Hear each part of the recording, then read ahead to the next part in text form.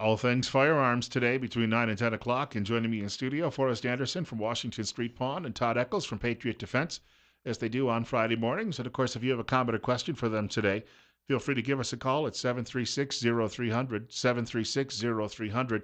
We were just talking off air about a story I saw the other day. Taurus, uh, well, some people apparently don't like it, but I thought it was pretty cool. Taurus has a new firearm and the story also delved into how Taurus went from being sort of a minor manufacturer to being one of the best, which I thought was pretty neat too, because they had a change at the top of the company and how they became so respected. But there's a new pistol they have, and it looked like it had almost like an aqua colored grip. I mean, like a Miami Hmm. Dolphins jersey. Yeah. Um, and what was your take on that when you guys saw that? The difference between the Taurus and the Miami Dolphins, though, is the Taurus will work on Sundays. Yeah, that's very true. They're cool guns, you know. Taurus, their PT-111 G2, that little gun they sell, has been our number one selling gun for a couple of years. We sold almost 1,000 of them in the last couple of years, and they have just we haven't had a single one come back. And they used to be kind of iffy, you know, that who's this company made in Brazil? Are they junk? Are they good? They back up their stuff 100%. They build a good quality firearm. Um, but that gun's really cool because you can get it in just about any color in the rainbow. Yeah. And you think about this, there was a time when it was just either black, silver, and maybe a beige. That's about all the choices you had. And it looks like it's got some of that, the rubber, kind of the rubbery stuff that you usually Hmm. see like in the grip. It looks Like like the this big, Hogue. yeah, they've kind of got it up on the slide and all different places. So they're kind of doing something new. And, there's a place for every gun out there. And I haven't shot the gun. I'm sure it's a fine gun. It probably work really, really well in a pocket. I think that's what it was kind of made for. It looks like it's going to, what, a 380. Guys, Valentine's Day is coming up.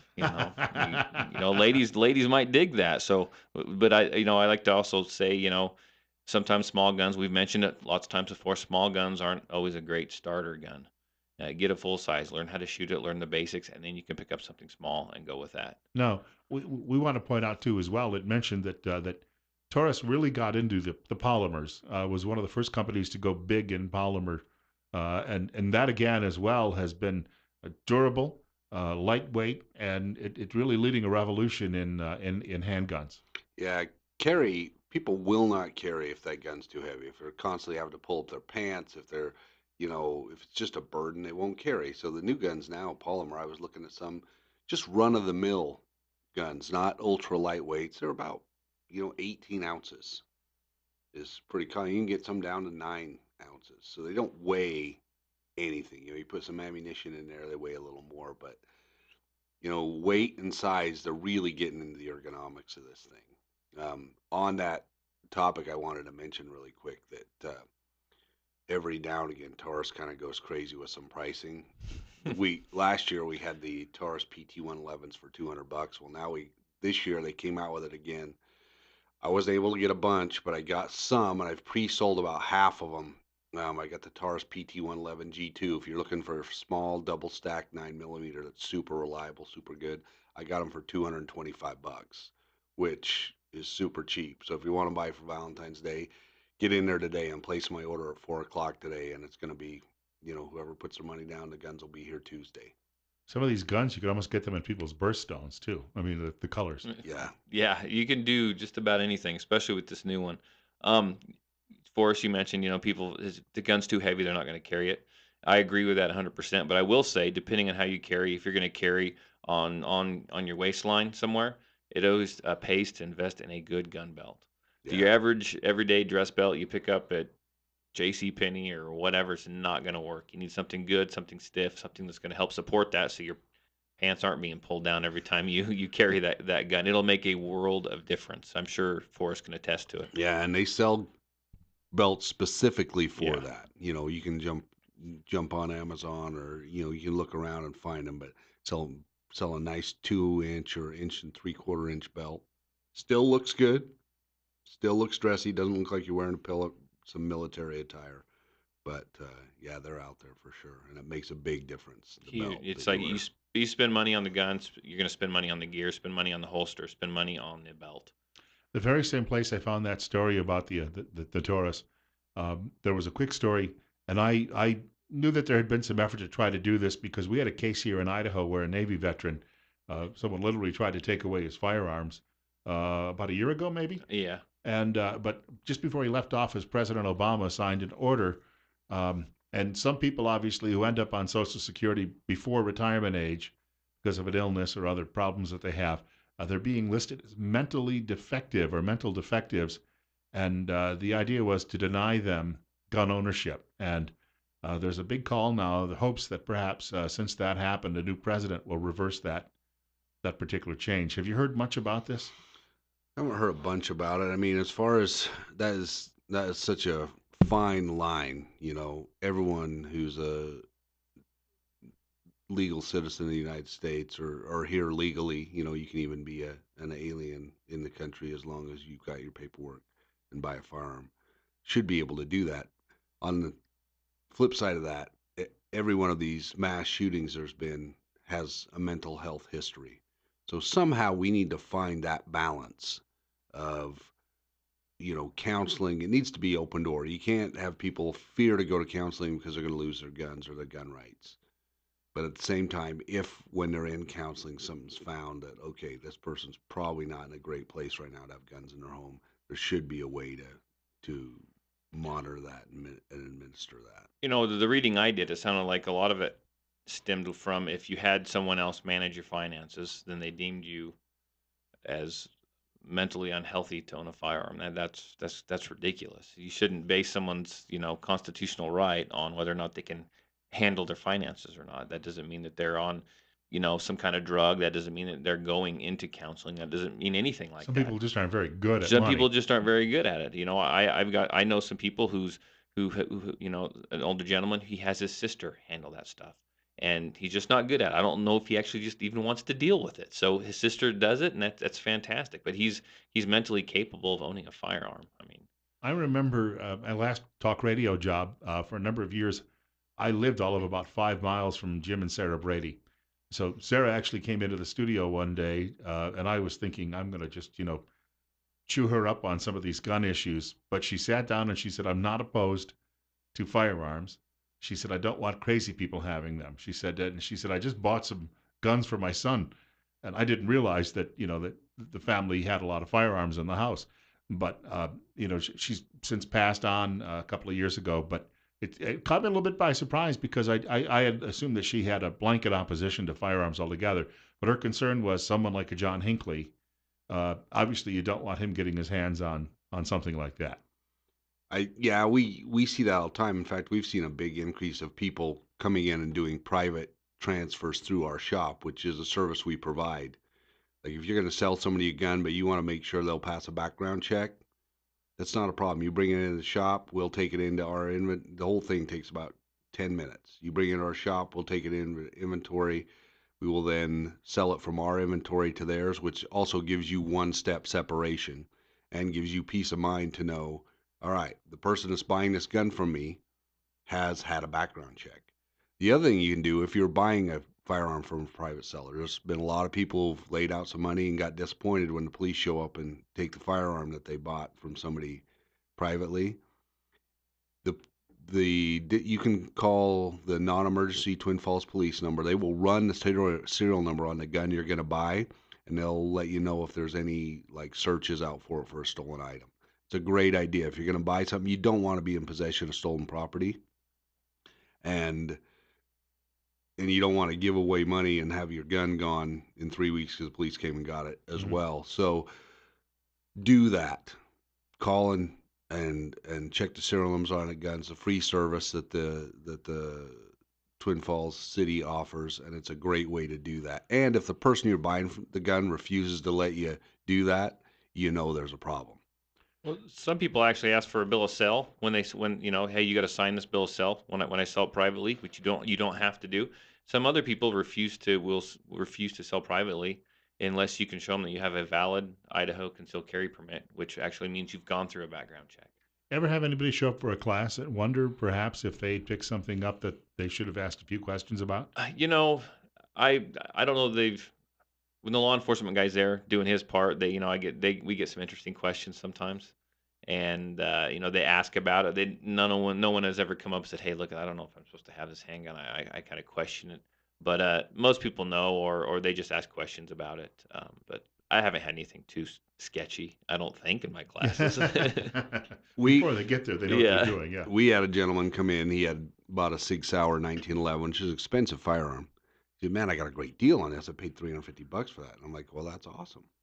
I'm like, "Where'd you get it?" He says, "Well, there was an ad on Facebook, and I went and I met the guy and we did a deal." And I'm like, "Did you call and check the serial number on it?" He's like, "No." And I'm like, "You better do that." He says, "Well, will you guys do it for me?" So I called and it was stolen. So he basically took $350 and lit it on fire. Another thing that's been in the news locally here lately is, I don't know if you heard, but there was a young lady killed last week Mhm. with an accidental discharge from a firearm. Um, Young man was in his apartment. His roommate had a shotgun. He'd messed with his shotgun before, so he was kind of showing it off. And he came into the room, racked it, and pulled the trigger, and it went off, and it killed this young lady. Um, just a prime example of not being safe. Just because you've had that firearm in your hand before and it's been empty doesn't mean it's going to be. And beyond that, never point a gun, loaded, unloaded, any situation at somebody else. We have a caller with us. We're going to squeeze a caller in before the break. We've got about 90 seconds, so we'll have time for a question or comment, and then we may have to get to it afterward. But caller, you're up next. You're on KLIX. Yeah, my question is for Forrest. On that $229 Forrest, you say you want to order in.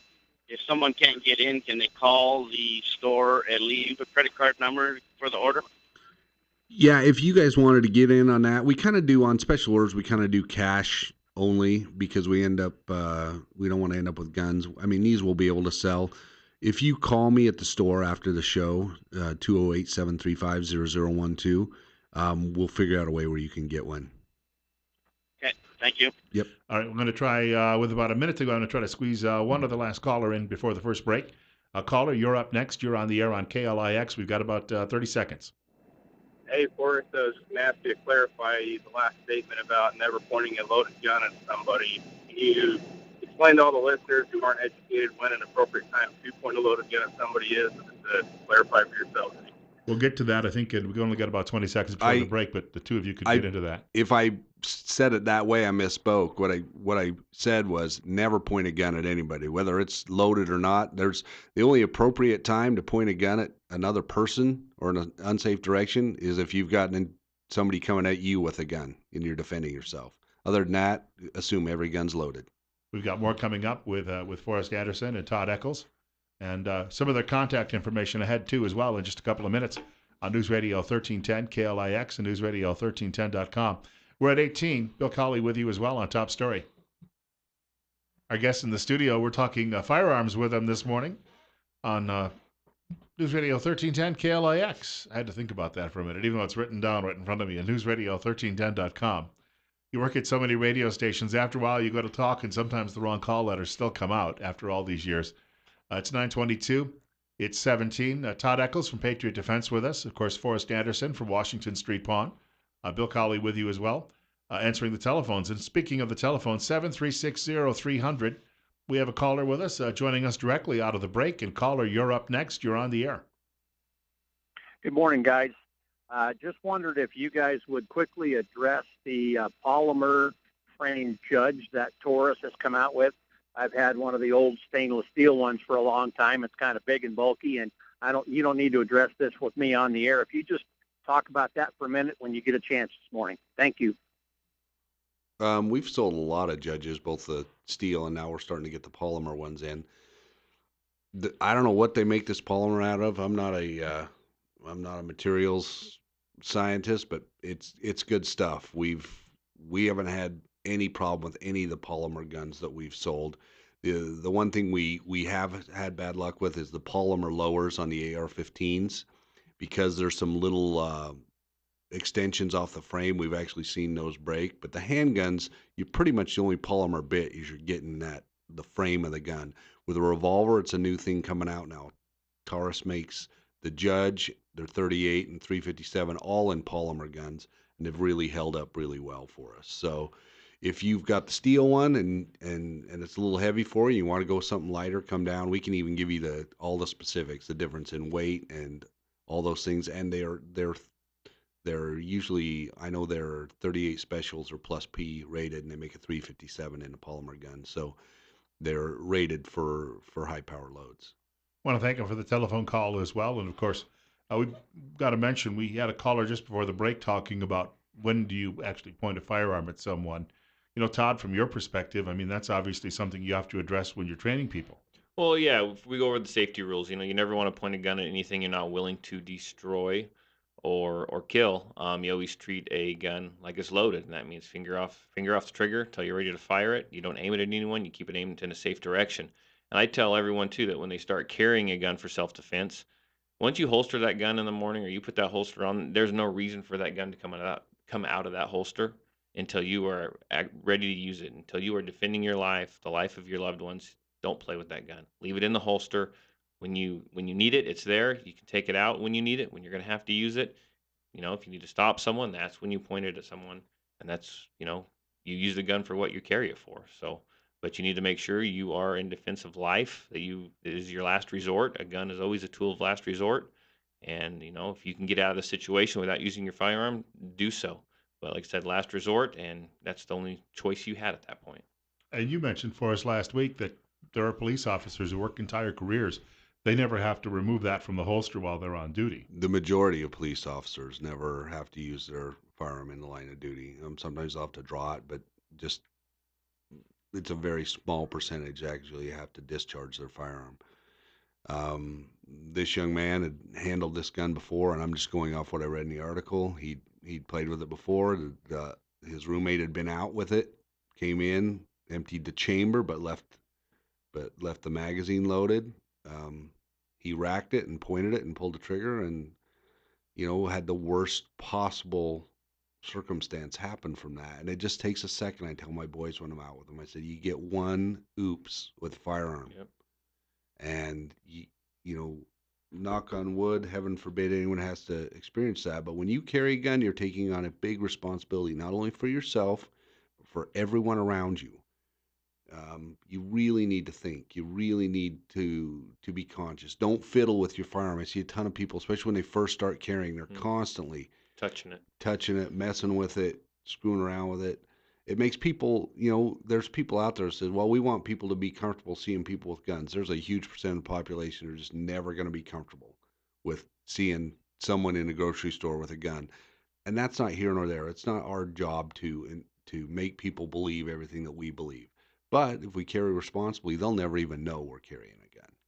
Or if they do see us carrying it, it's just there. We're not constantly fiddling with it, grabbing it, messing with it. And that's pretty common, especially for people carrying for the first time. Well, and the more you mess with that gun, the more you touch it, the more you unholster it, especially if you're carrying it and it is loaded, you up your chances and up the percentage of having what they call negligent discharge.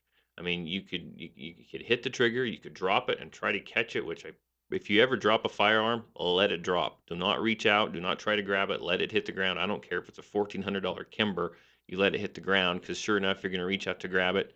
Fingers going to go in the trigger guard, and bad things could happen all of a sudden. But don't handle it. Get a good holster, one that's going to protect that gun, protect that trigger. Get a good belt. Okay, so it's around your waist if that's where you carry it. So it's secure, so you're not having to adjust and readjust all the time. That muscle memory comes back into this because the time you may drop it is when you are confronted with a crisis, and because then you're most nervous, and that's the whole idea of the training is to develop that so you're not going to be fumbling while you're because it's like anything else. If you're nervous, you're trying to pick up a pen, it's going to be difficult. Anything like that is going to have an issue involved with it. We try to train now. We try to develop the muscle memory. So when you need it, it's seconds saved. You already know what you're doing. You're going to reach down. You're going to draw that gun. Now, I'm not saying you're not going to be nervous. Oh my gosh. I mean, we're all human. I mean, I'm going to be nervous too. I go to sleep sometimes and, I dream like everyone else. And sometimes I have these dreams or these nightmares more or less that I draw my gun, I'm having to use it and it's empty or it's not going bang or the magazine falls out. Maybe that's just my crazy mind, but those are the dreams I have, but you train, you practice that muscle memory, you work on that draw, you work on the trigger squeeze, sight acquisition, all that stuff. and you just do it. You don't even have to think about it at that point. That sounded a little Freudian, Todd. I'm getting deep. There's too many pesticides in my truck on the way over here. Another thing I want to touch base on is a lot of people will carry in their they don't want to carry on their person, but they do want to have a firearm in their car just in case they come along something on the road or something like that. And that I'm kind of a fan of. There's a lot of people don't want to be taking their gun off and on, depending if they work in a building where they're not allowed to carry. I recommend people to do that. You carry a carbine, something small, something different than a handgun, because you have to get out and you have to make a shot over 35 yards. Most people can't make that shot. We've got a good deal on the Kel-Tec Sub 2000. I just got a call. I actually just looked at my email. We just got these. They just went up on our Facebook page. They're impossible to get. They're 40 caliber. They fold in half. So they're a little teeny thing, but you fold them together. They take Glock magazines. They've been impossible to get, and they're only $400. We've got a couple of those coming in as well. And they're a blast. Got a short break coming up. I want to mention Todd Eccles, Forrest Anderson joining us in the studio this morning with Bill Colley on KLIX. It's 9:30 and it's 18. Having a conversation off air about just some various models, and I mentioned some of these firearms that have adjustable stocks, and Forrest brought up a good point while we were talking about that. You just can't go out and get one of those. You got to have almost like a permission slip from home if you want one of those. Yeah, if you have an AR-15 or an AK or any rifle and the barrel is under 16 inches, you cannot have a rifle buttstock on it. You can put the stabilizer braces on them, but the ATF can once you shoulder that, once you put that to your shoulder, it magically transforms from an arm brace to a buttstock, and that's a felony. And ATF felonies are 10-year, $250,000 fine. That's the other thing is there's a lot of people. I just talked to the ATF a couple days ago. A lot of people out there who are buying suppressors from, they're just walking up and saying, "Hey, I got a suppressor. Do you want to buy it?" That's a transferable item still. So if you're waiting for the Safe Hearing Act to pass, wait for it to pass. Do not take possession of a suppressor unless you go through the tax stamp process, because at the moment you do, you've committed a felony, and they take that very seriously. Like I said, the average is a 10-year sentence and a $250,000 fine. So if you've bought a suppressor from someone and you haven't done the paperwork on it, I would suggest you get a cutting torch and make it go away. We have a caller joining us. Caller, you're up next at 9:35 on News Radio 1310 KLIX and newsradio1310.com.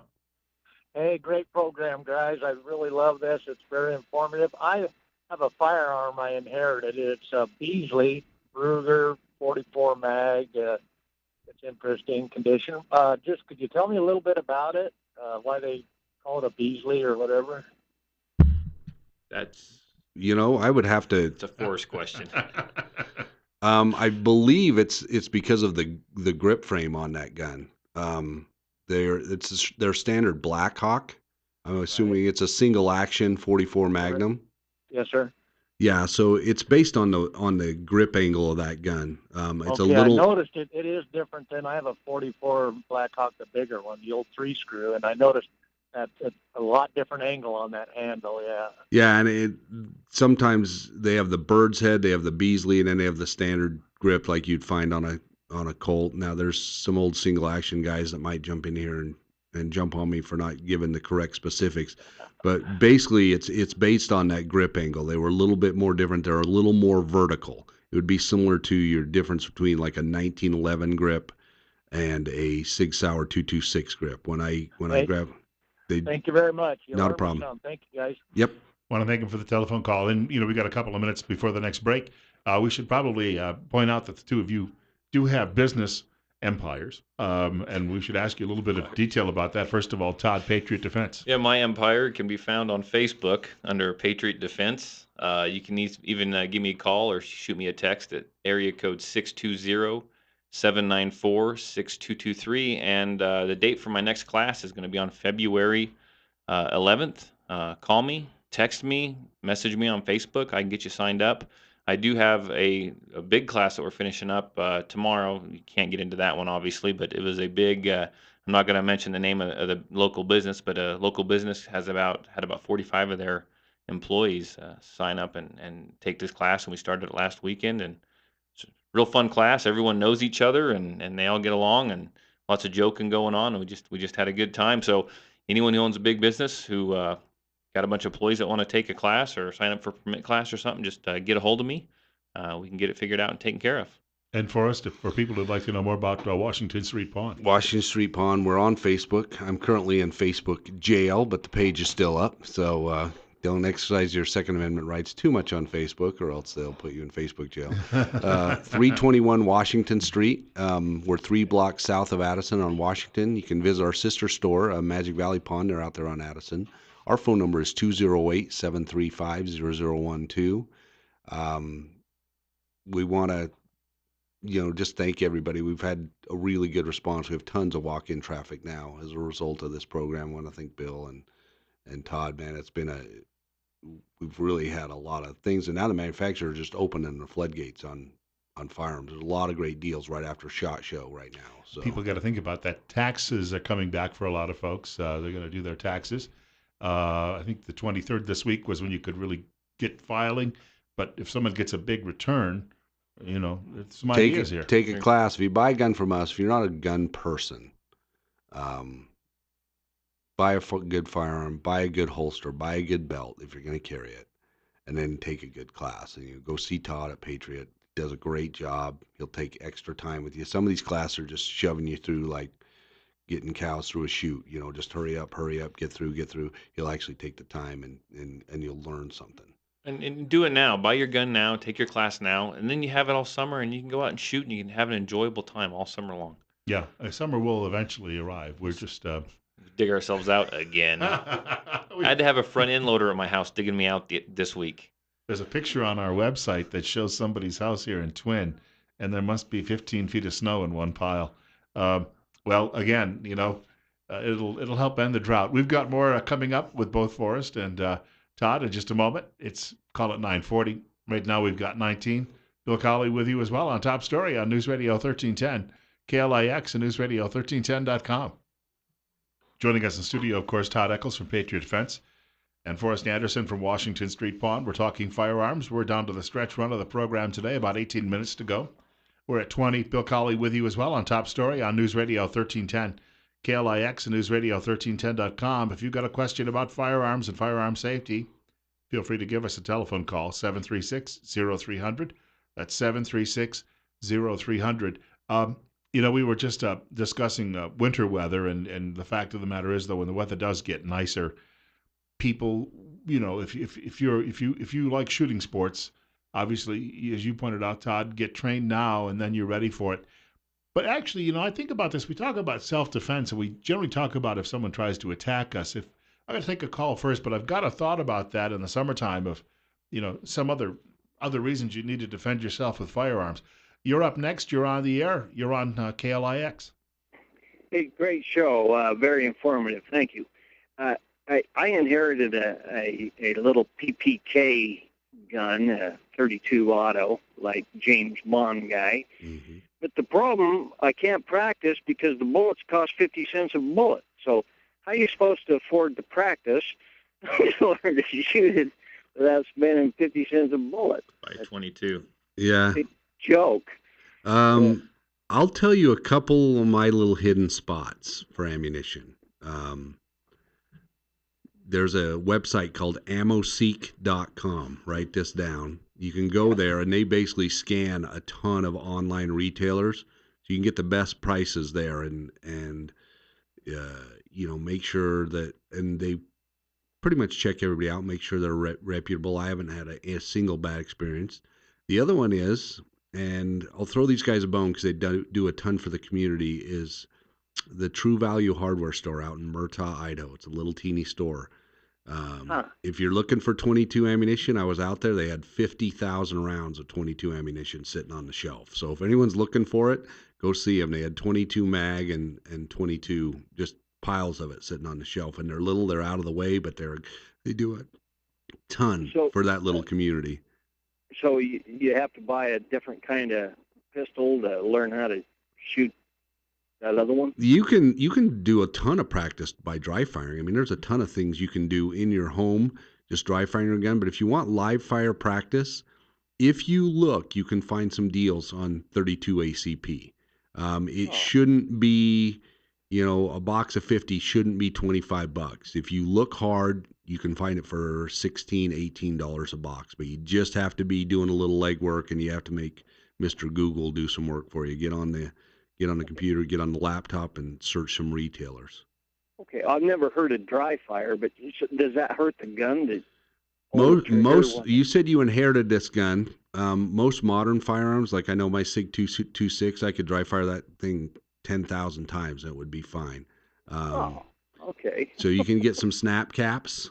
Right now, I'm looking online. 27 cents a round for 32 ACP 73 grain full metal jacket. Freedom Munitions. That's from Freedom Munitions online. So it's out there. And that's Gecko ammunition, which is made in Switzerland. It's really good ammunition. Yeah, I don't know one from another, so I have no idea. Yeah, I'm kind of careful about buying any Eastern Bloc stuff, just because unless I'm shooting an AK, I'll shoot their AK ammo. But go to Freedom Munitions online. They've got it for 27 cents a round.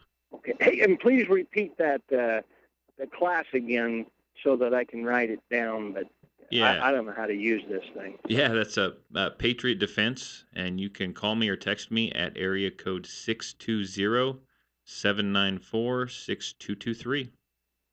Okay. Thank you very much. Thanks for the program. Thank you. Would someone in that situation, these blue guns, would they help out in that situation? A blue gun is just a solid chunk of plastic, so you're not going to be able to dry fire or anything like that. Just for pointing. Yeah, just for pointing, it's for training more than, safety training and using in classes, so you're not pointing an actual gun at somebody.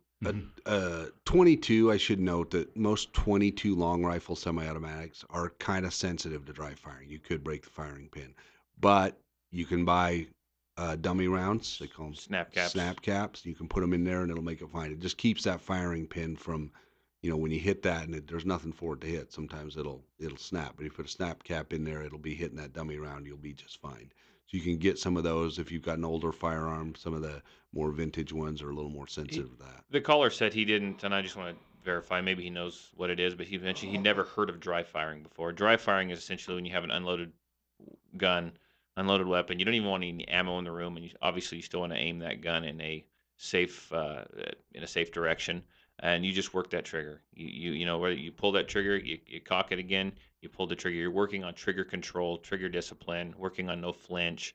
You can even work on sight acquisition. You can even draw an unloaded gun and dry fire it that way, that kind of thing, and you can get a lot of mileage from something like that. It'll help you out tons. They say that the best shooters in the world, they dry fire over and over and over and over and over again. They actually put more emphasis on that than they do actually shooting an actual round. I was driving up outside of Sun Valley up in the hills last summer when I encountered my very first wolf. And I didn't know they were that far south. I decided to look it up on the Idaho Fish and Game website, and sure enough, there are wolves in that area that have wandered into that area. But wolves themselves are generally not a threat. But if you're out, we talk sometimes about self-defense. We're talking mainly about somebody, an intruder or something you're dealing with. But if you're in the summertime, you're up in the hills and the mountains in various places. They just pulled a bobcat or a cougar, I guess it was, out of an area in Pocatello the other day. So you're going to have there were cougars who were wandering the streets in a town in Oregon the other day looking for something to eat, because there was nothing up in the high country anymore because it's covered in snow. But in summertime, if you're out there, you've got bears and things like that you can encounter, moose. Boy, I wouldn't want to have a run-in with one of those. These also come into all of this. How do you train for those situations where you might involve one of these big predators? I would say it's no different than any other situation. You carry the gun in an accessible location. Yep. You've practiced with the gun, so you know what you're doing. You've developed that muscle memory. Situationally aware of what's going on around you. And if I saw a bear 50 yards away and it was looking at me, do not pull your gun and shoot the bear. Yeah. The bear is more scared of you. I mean, think of the last time you heard of a black bear attack, which is what we have here, except for in some small portions of eastern Idaho. Most likely, those animals are more scared of you than you are of them. So, give it a chance to get away, and they will head the other way. And So, even a moose is somewhat shy. You'd have to almost interfere with them for one to decide to charge. Yeah, you know, most of your moose encounters, or if you're gonna have any problems, it's gonna be with a cow moose, and it's gonna be because she's got young. If you see one of, just go the other way. Don't cross the path. Don't try to get close to pet the thing like they do in Yellowstone. Just to totally ignore them. I mean, go the other direction. Give them space. Give them room. You know, you may think about dogs too, though. You know, a lot of people go out and they go walking in neighborhoods and stuff, and you know, I've heard stories not locally, but you've heard stories about dogs causing, you know, big problems. When years and years ago, when I first got married, before I was carrying again, we had a problem with a dog, and my kids were in the side yard, and some guy let his dog out, and the dog went tearing off around the house to where my kids were, and I was in the garage, and I knew that there was no way for my kids to get away. I didn't know what intent this dog had, and I walked around the corner of the house with a claw hammer in each hand. And the owner showed up real quick and got that dog just like that. But you know, you got to be prepared for that, and it's all about being aware of your surroundings, working on your muscle memory, so you know how to draw quickly, smoothly, and you can take care of business. And you think about it too, though. If you've got a really big animal, and if you were in eastern Idaho and you encountered a grizz, uh, was a 9 millimeter going to bring that down, or do you need something more powerful? definitely going to need something Bigger more the better powerful. at that Yeah. point. Yeah. Yeah. So carry the right gun for what you're doing. When I go to the hills, you know, if depending on what I'm doing or where I'm going, I always have my 9 millimeter. But you know, I'll carry like a 357 or something like that. You know, the bigger the better. I should probably look at a 44 just because it's fun. But I should tell people if you're hiking eastern Idaho to know you're in bear country, obviously look for the Mhm. signs of bear, and look for signs of scat. It'll smell like bear spray. So, and have bells in it. yeah, it'll have bells in it and smell like bear spray. There were the bears that got into this guy's house up in Sand Point. Was it a couple of years ago? And they raided his refrigerator, and they left a pile of scat in the middle of his carpet. But they'd been eating berries. It was obvious they'd been eating berries because they hadn't digested them all. I saw the pictures online, uh, and they're curious. They climbed up on his deck. They came from to the second floor, got on the deck, and managed to get in, and then they just went to the refrigerator like an unwanted house guest would in some cases. Um, but yeah, it was apparently cleaning that mess up is not fun. Well, let me tell you a little secret too, and I'm not advocating this, but if you're out with your buddies, you know, and you're in the forest, they say you just have to run faster than your buddy. If all you have is a 9 millimeter, make sure you're going to run faster than your buddy. Want to point out You didn't hear that from me though. it's 9:51. We wanted to point out if you have a question or comment this morning for Forrest or for Todd, 736-0300, 736-0300. Sometimes I get some emailed questions, but today seems to be a little quiet on the email, so I don't have anything coming in that way. We've talked about this before. During the course of the show, the two of you will sometimes walk out the door, and that's when the questions start. Oh yeah, my phone will typically, you know, someone will call, someone will send me a message or an email right when I'm sitting here or when I get back to the truck. Usually within 5 or 10 minutes, I get something, which is great. I like to see that. It makes me know that what I'm doing is worth it. It I enjoy it. That's why I do what I do. So I'll help you. I'll answer any questions you have. Sign you up for a class even. I was going to point out too as well that Forrest has a lot of people coming into the store who have a question or two. They hear them on the air, and if they don't get a chance to call in, they come in and they bounce them by you. Yeah, Uh, absolutely. but we do want to point out Forrest is going to be leaving us for a time on the program, and because business has gotten to the point where he's got to tend to that. And but this has been a lot of fun the last few months. Oh yeah, I think it's been about 6 months. My DJ business is picking up right now, and the pawn shop businesses, we're loaning money like there's no tomorrow right now because everybody's spending their money before their taxes get here. Got a lot of firearm stuff going on. So yeah, this is going to be my last show for a while, but you guys can stop in anytime at the pawn shop, ask us any question you want. Um, I was just talking about emails. I was just talking to my distributor about I was on the radio show and I had one of those sub 2000s, those Keltecs. He said, "Well, I've got one more. You can have it." So I've got two of those available. They're gonna be first come, first serve. You can prepay for those. They'll be here Tuesday or Wednesday, but I'm just gonna take the first money that comes in. They're $3.99. They're 40 caliber. They're in they'll take the Glock 22 magazines. They've been really hard to find. These are the Gen 2 guns. So if you want a small carbine in a pistol caliber that folds in half and gets real small, Mhm. we've got them. So come down, first 2 people with money, we'll take your money and we'll get one coming for you. We want to point out too as well that we will likely never, maybe after the next few months when the inventories are cleared out, we will probably never, maybe in our lifetime, see firearms as inexpensive as they are right now. Yeah, there's a huge glut. The manufacturers all built all kinds of handguns, all kinds of AR-15s, all kinds of weapons in anticipation that the election was going to go the other direction. Well, it didn't, and now the distributors are sitting just on boatloads of guns. That's why we have the Taurus PT-111s, double stack 9mm for $225. We just got a few of them, but they're available. You need to get down and get those. We got these sub 2000s, which we never see. In 5 years, I've had a chance at 4 of them, and I've got 2 coming in right now. So if you want to get some stuff, come talk to us. You just want to come shoot the breeze. We have an amazing young lady came in yesterday. She's getting her paramedics license, and she came in and ordered a firearm for us and picked our brains for quite some time, and she was really super nice. So if you're just curious, say, I might want to get a gun, I don't know if I want to jump in with both feet, come in and talk to us. We'll talk to you about it.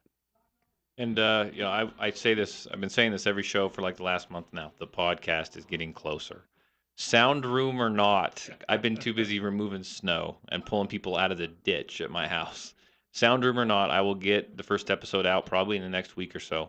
And it may not sound as good as it could, but it'll get there eventually. And I kind of want to look at it as maybe an extension of this show, but a lot more interesting because it's a podcast.